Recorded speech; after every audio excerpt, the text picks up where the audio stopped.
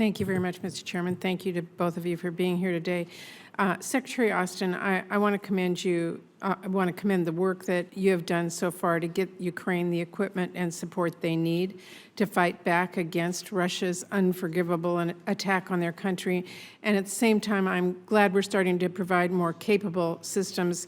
And I really urge you to increase those deliveries and provide all the necessary training so Ukrainian forces do have everything they need.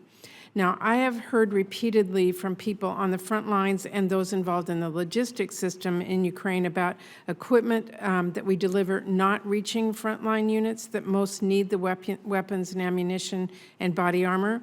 There seems to be a number of logistical and institutional issues, including some diversion and hoarding, which are standing in the way. So I wanted to ask you today, what is your assessment of those issues, and how are you working with Ukraine to make distribution of international assistance more transparent and effective so the units on the front lines actually get the equipment that they need? Well, thank you, Senator. This is something that's very important to us at the department and to me and General Milley specifically. And we talk to our counterparts on a weekly basis. And without fail, this is a question that I ask about. We don't have people on the ground to be able to provide accurate feedback on how this equipment is moving and whether or not it's getting to where it's needed most. But the report that we get back from the senior leadership routinely is that it's getting to where it needs to go. But, you know, I won't stop. I'll continue to engage and make sure that we emphasize that it's important that all the stuff we're giving them gets to the right place so that they can be successful. And in addition to that, you know, when I engaged the senior leadership in Kyiv last week, I emphasized the importance of accountability as well. And they acknowledge that this is something that's important and something that they're focused on. Again, without people on the ground to be able to confirm or deny, it's very, very difficult to do at this point. So. Okay, I appreciate that. Turning to home, Secretary Austin, in January, I and many of my colleagues sent you a letter regarding DOD oversight of privatized housing after Balfour Beatty communities pled guilty to defrauding the government. The department's response provided few meaningful answers on how oversight is actually going to improve, and that really needs to change. And on top of that, as you probably know, just a few days ago, the Senate Permanent Subcommittee on Investigations released a report showing that after the period covered by the DOJ investigation, Balfour Beatty continued to fail to remediate mold, failed to make critical repairs, and falsified information in the database DOD uses to calculate their incentive fee. That is really outrageous and really completely unacceptable.